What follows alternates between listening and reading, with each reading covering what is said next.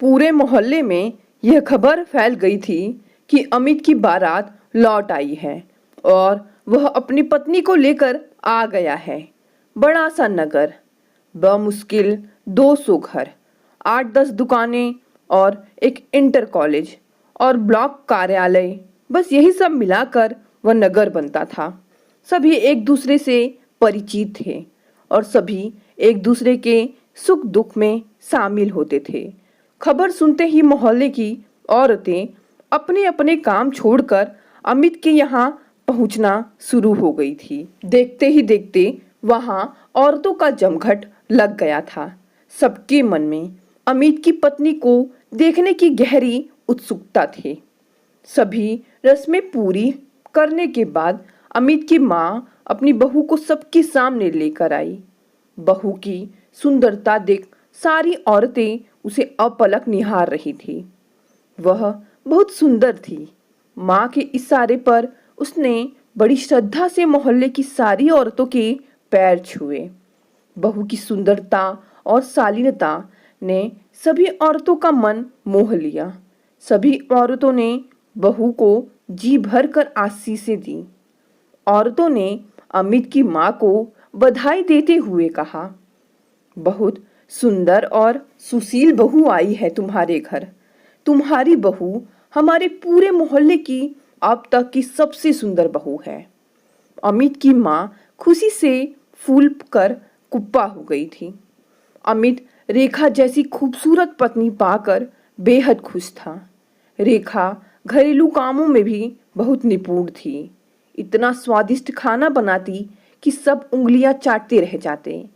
अमित का परिवार बहुत छोटा था। वह, उसकी बड़ी बहन सरला और माँ। जब अमित 10 वर्ष का था तभी उसके पिताजी का स्वर्गवास हो गया था। माँ ने ही उसे पाला पोसा था। सरला की शादी हो चुकी थी। वह अपनी ससुराल में रहती थी। अपनी शादी के बाद पहली बार सरला अपने भाई की शादी में 10 दिन अपने मायके में रुकी। रेखा ने अपने व्यवहार और आत्मीयता से सरला का दिल जीत लिया। वह रेखा जैसी सुंदर और प्यार करने वाली भाभी पाकर बड़ी खुश थी। अमित की माँ अपनी बहू को आशीषें देते नहीं थकती। अमित कॉलेज में चतुर्थ श्रेणी का कर्मचारी था। उसके वेतन से घर का खर्चा आराम से चल जाता था। हंसी खुशी के बीच कब 8 साल गुजर गए कुछ पता ही नहीं चला। अब अमित 2 बेटों का पिता बन चुका था। बड़ा बेटा राम 5 साल का और छोटा बेटा श्याम 3 साल का हो गया था। दोनों दादी दादी करके अमित की माँ के पीछे पीछे दौड़ते तो वे फूली नहीं समाती। घर में बच्चों की हंसी और किलकारियां गूंजती रहती। बड़ी हंसी खुशी के साथ दिन बीत रहे थे। फिर एक दिन अमित की माँ इस दुनिया से चल बसी। बहू रेखा का रो रो कर बुरा हाल हो गया था। कई दिनों तक रिश्तेदार एवं मोहल्ले के लोगों का आना जाना लगा रहा। रेखा को अपनी सास की कमी बहुत खलती। कई दिनों तक वह बहुत गुमसुम सी रही।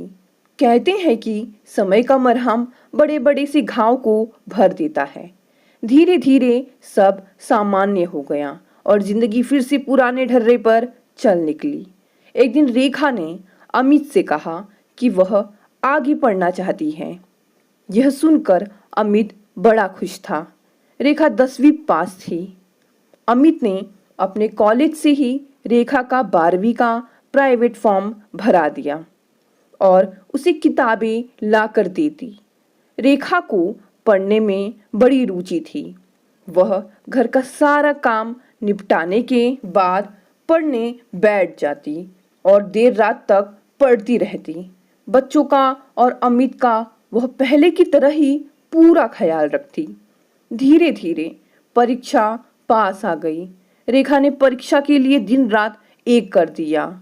जब परीक्षा का परिणाम जारी हुआ तो रेखा 2nd डिवीजन पास हुई थी।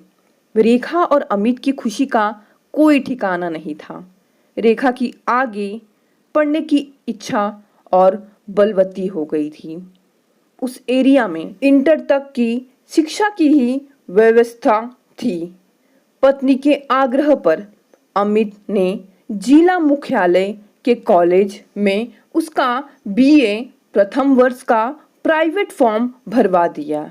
रेखा पर पढ़ाई की धुन कुछ इस तरह सवार थी कि उसने बिना किसी ट्यूशन के 3 साल में अच्छे नंबरों के साथ बीए उत्तीर्ण कर लिया। बच्चे अब बड़े हो गए थे और कॉलेज जाने लगे थे। रेखा घर के कामों और बच्चों की देखभाल में कोई कोताही नहीं बरतती थी। पति का भी वह पूरा ख्याल रखती। इस सब में अमित का रेखा के प्रति प्रेम और प्रगाढ़ हो गया था। एक शाम बातों ही बातों में रेखा ने अमित से कहा कि वह बीटीसी करना चाहती है। पहले तो अमित आनाकानी करने लगा। वह रेखा को बाहर भेजने के लिए तैयार नहीं था, मगर रेखा द्वारा काफी मनोवल करने तथा काफी समझाने के बाद वह उसे बीटीसी कराने के लिए तैयार हो गया। अमित के कॉलेज में जिले के शिक्षा अधिकारी आते जाते रहते थे। अमित उनकी बड़ी सेवा करता था, इसलिए सब अमित से बड़े खुश रहते थे। अमित ने अधिकारियों की बड़ी खुशामद करके रेखा का एडमिशन बीटीसी में करा दिया। उस समय बीटीसी में प्रवेश के लिए आजकल जैसी मेरिट नहीं बनती थी, इसलिए अधिकारियों की सिफारिश काम कर जाती थी। रेखा का एडमिशन पड़ोस के ही मैदानी जिले की डाइट में हुआ था। अब 2 साल रेखा को वहीं रहना था। अमित उसके साथ गया और भाग दौड़ करके एक परिवार में उसे कमरा किराए पर दिला दिया। रेखा वहीं रहकर बीटीसी की पढ़ाई करने लगी। वह हर शनिवार की शाम को घर आ जाती और सोमवार सुबह जल्दी वापस लौट जाती। रविवार को वह सबके लिए कोई ना कोई खास व्यंजन बनाती। वह दिन भर काम में लगी रहती और बच्चों तथा अमित के लिए हमेशा कुछ ना कुछ बनाकर रख जाती। अब अमित पर घर के काम का बोझ बढ़ गया था। बच्चे भी बड़े हो गए थे और वे पिता का हाथ बटाने लगे थे। धीरे धीरे 2 साल गुजर गए और बीटीसी करने के बाद रेखा घर लौट आई। रेखा के लौट आने से परिवार में फिर से हंसी खुशी का माहौल बन गया था। अमित खुद केवल कक्षा 8 पास था, मगर उसे इस बात पर बड़ा गर्व होता था कि उसकी पत्नी ने बीटीसी कर ली है और 1-2 साल बाद वह टीचर बन जाएगी। रेखा फिर से अपनी घर गृहस्थी में रम गई थी। उसकी दुनिया तो बस अपने बच्चों और अपने पति अमित तक सीमित थी। इनकी खुशी के लिए वह दिन रात काम में जुटी रहती। बड़ी हंसी खुशी के साथ समय गुजर रहा था। ऐसे में ही एक दिन डाक से रेखा का नियुक्ति पत्र आ गया। यहाँ से उसने बीटीसी की थी। उसी मैदानी जिले में उसकी नियुक्ति टीचर के रूप में बेसिक स्कूल में हुई थी। नियुक्ति पत्र देखकर अमित की खुशी का कोई ठिकाना नहीं रहा था। वह अपने कॉलेज में और आस पड़ोस में सबको बता आया था कि उसकी पत्नी रेखा टीचर बन गई है, मगर रेखा ज़्यादा खुश नहीं थी। उसने अमित से कहा कि तुम सबको छोड़कर मैं इतनी दूर नौकरी करने नहीं जाऊंगी। ट्रेनिंग की बात और थी, केवल 1.5-2 साल रहना था, मगर अब तो पता नहीं कितने साल वहां अकेले रहना पड़े। ऐसी नौकरी से क्या फायदा जो पति और बच्चों से ही दूर करते। अमित ने उसे समझाया कि देखो, बच्चे बड़े हो गए हैं, आगे दोनों को अच्छी शिक्षा दिलाकर बड़ा आदमी बना सके, इसके लिए तुम्हारा नौकरी करना जरूरी है। अमित के बहुत समझाने बुझाने के बाद किसी तरह रेखा नौकरी करने के लिए तैयार हुई थी। अमित खुद उसे वहां छोड़ने गया। संयोग से पुराने मकान मालिक के यहाँ ही एक कमरा खाली मिल गया। रेखा वहां रहकर नौकरी करने लगी। समय का पंछी पंख लगाकर उड़ता जा रहा था। रेखा को सर्विस करते करते 8 साल हो गए थे। बच्चे बड़े हो गए थे। एक बीटेक कर रहा था और दूसरा बीएससी। अमित बड़ा खुश था। इधर कुछ दिनों से अमित पत्नी रेखा के व्यवहार में एक अजीब सा परिवर्तन अनुभव कर रहा था। अब वह अपने कपड़े, रहन सहन और बनाव श्रृंगार पर ज्यादा ध्यान देने लगी थी। वह अमित से कुछ खींची खींची सी रहती, जैसे उसे अमित पसंद ही ना हो। ना अब ज्यादा रेखा बात करती पति से। अमित अब चिंतित रहने लगा कि क्या बात है। पिछले 3 रविवार बीत गए थे। रेखा घर नहीं आई थी। इससे पहले कभी ऐसा नहीं हुआ था। इसलिए अमित को बड़ी चिंता हो रही थी। उसने सोचा कि सर्विस का मामला है। हो सकता है कि कोई जरूरी काम की वजह से नहीं आ पाई हो। जब चौथे रविवार को भी रेखा नहीं आई तो अमित बहुत परेशान हो उठा। उस समय आज की तरह मोबाइल की सुविधा नहीं थी। कुछ संपन्न लोगों के यहाँ या बड़े दफ्तरों में टेलीफोन लगे थे, इसलिए डाक के अलावा हालचाल जानने का और कोई साधन नहीं था। अमित ने रेखा के मकान मालिक के पते पर पत्र भेजकर रेखा से शीघ्र घर आने के लिए लिखा। जब पत्र का कोई भी जवाब नहीं आया तो अमित को रेखा की बहुत चिंता होने लगी और वह महानगर जा पहुंचा। वह सीधे रेखा के कमरे पर पहुंचा, मगर रेखा वहां नहीं थी। मकान मालिक ने रूखे स्वर में कहा, तुम्हारी पत्नी अब यहाँ नहीं रहती है। उसने तो दूसरा कमरा किराए पर ले लिया है। आज अमित को मकान मालिक का व्यवहार कुछ बदला बदला सा लग रहा था। अमित के बहुत मिन्नतें करने पर उन्होंने रेखा के नए मकान का पता बताया था। अमित पता ढूंढते ढूंढते वहां जा पहुंचा। रेखा उस समय कमरे पर नहीं थी, वह कहीं गई हुई थी। अमित वहीं बैठकर रेखा का इंतजार करने लगा। काफी देर बाद रेखा आई। उसके साथ एक आदमी था जो रेखा का हाथ पकड़ा था और जिससे रेखा खूब हंस हंस कर बातें कर रही थी। उसकी उम्र अमित से 8-10 साल कम रही होगी और वह देखने भालने में बड़ा हैंडसम था।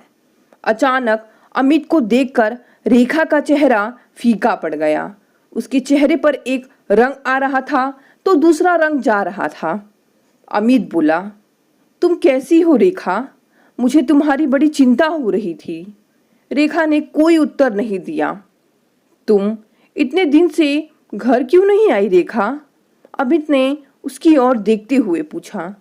रेखा ने अब अपनी घबराहट पर काबू पा लिया था। वह अमित की ओर देखते हुए रूखे स्वर में बोली, घर? कैसा घर? मैं अब वहां कभी नहीं आऊंगी। अमित को अपने कानों पर विश्वास नहीं हो रहा था। उसने सोचा कि रेखा शायद मजाक कर रही है। वह रेखा के चेहरे की ओर देखते हुए बोला, ऐसा क्यों कह रही हो रेखा? क्योंकि वह घर अब मेरा नहीं रहा। यह सुमीत है और हम दोनों ने कोर्ट मैरिज कर ली है। रेखा ने सपाट स्वर में कहा। क्या? हैरत से अमित कभी रेखा को देख रहा था तो कभी सुमित को। उसे सपने में भी गुमान नहीं था कि रेखा ऐसा गुल खिलाएगी। इसके बाद अमित ने रेखा को मनाने, घर ले जाने की हर संभव कोशिश की। उसे बच्चों की ममता का भी वास्ता दिया, मगर रेखा पर इन बातों का कोई असर नहीं पड़ा। उस पर तो सुमित के प्यार का रंग चढ़ा हुआ था, इसीलिए वह किसी भी कीमत पर अमित के साथ घर जाने को तैयार नहीं हुई। अमित को अब विश्वास ही नहीं हो रहा था कि क्या यह वही रेखा है जो एक पल के लिए भी उससे दूर नहीं रहना चाहती थी। अंत में रेखा ने एक ऐसी बात कह दी जिसने अमित के दिल को चीर कर रख दिया था। वह बोली, मुझे तो यह बताते बड़ी शर्म आती थी कि मेरे पति एक चपरासी हैं। मेरे पिताजी ने मेरी शादी एक चपरासी से करा दी जो मेरे लायक कभी था ही नहीं। यह सुनकर अमित काफी देर तक बूंद बना वहां खड़ा रहा। फिर बिना एक शब्द कहे वह वहां से चला गया। अमित के बेटे अपनी माँ को बहुत प्यार करते थे।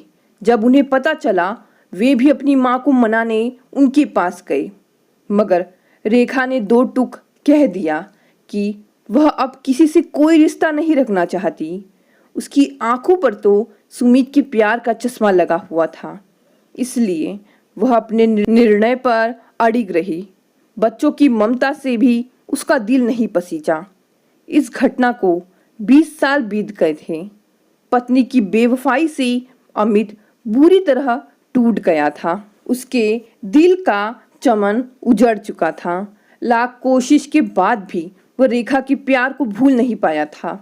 हर समय मुस्कुराते रहने वाला अमित बिल्कुल गुमसुम सा रहने लगा। उसका बड़ा बेटा इंजीनियर बन गया था और छोटा प्रोफेसर। दोनों चाहते थे कि पापा उनके पास आकर रहे, मगर अमित अपने घर को छोड़कर कहीं जाने को तैयार नहीं हुआ, क्योंकि उस घर में रेखा की यादें जुड़ी हुई थी। गम को भुलाने के लिए वह शराब पीने लगा था, मगर शराब के नशे में भी रेखा की यादें उसका पीछा नहीं छोड़ती। अमित 58 साल का हो गया था। उसके रिटायरमेंट में अब केवल 2 साल रह गए थे। वह बिल्कुल बूढ़ा लगने लगा था। कॉलेज बंद हो जाने के बाद भी वह कभी कभी घंटों कॉलेज में बैठा रहता। शाम के 5 बज गए थे। सब लोग कॉलेज से जा चुके थे, मगर रोज की भांति आज भी अमित कॉलेज में ही बैठा हुआ था। वह जाने किन विचारों में खोया हुआ था। तभी उसने कॉलेज की गेट में किसी व्यक्ति को घुसते देखा। इस समय कौन हो सकता है? वह सोच में पड़ गया। चारों ओर हल्का सा धुंधलका सा छाने लगा था, इसलिए अमित उसे पहचान नहीं पाया। वह धीरे धीरे चलता हुआ अमित के पास आकर रुक गया। अमित ने जब गौर से उसके चेहरे की ओर देखा तो वह चौंक गया। वह कोई और नहीं, उसकी पत्नी रेखा थी। कभी बेहद सुंदर लगने वाली रेखा का चेहरा सूख कर काला पड़ चुका था। उसका शरीर हड्डियों का ढांचा मात्र लग रहा था। इससे पहले कि अमित कुछ कहे, रेखा बोली, मुझे मेरे गुनाहों की सजा मिल चुकी है। मैं अपने साथ हुए विश्वासघात और जुल्मों की कहानी सुनाकर आपके दिल को दुखाना नहीं चाहती। फिर अब तुम यहाँ मेरे पास क्या करने आई हो? अमित ने उसको घूरते हुए कहा। देखो, मैं इस दुनिया में अब मैं कुछ ही दिन की मेहमान हूँ। मेरी दिली इच्छा है जिस घर में मेरी डोली आई थी उस घर से मेरी अर्थी निकले, रेखा भावुक स्वर में बोली। अमित सोच में पड़ गया। रेखा के बहुत अनुनय विनय करने पर अमित का दिल पसीज गया। उसने सोचा कि अब यह घृणा की नहीं, दया की पात्र है। वह उसे अपने घर ले आया। अपने घर जाकर रेखा के बेजान शरीर में पता नहीं कहां से इतनी ताकत आ गई थी कि अगले दिन उसने अपना पूरा घर साफ किया। उसका चेहरा एक अजीब से उत्साह से दमकने लगा था। तीसरे दिन अचानक रेखा की हालत बिगड़ गई। उसकी श्वास बहुत अटक अटक कर चलने लगी। अमित डॉक्टर को बुलाकर लाने के लिए उठा, मगर रेखा ने उसका हाथ पकड़ते हुए कहा, मैं अब बचूंगी नहीं। मेरी आखिरी इच्छा है कि मैं आपकी गोद में सिर रखकर इस दुनिया से विदा लूं। क्या आप मेरी आखिरी इच्छा पूरी करेंगे? अमित रेखा के पास बैठ गया और उसने रेखा का सिर अपनी गोद में रख लिया।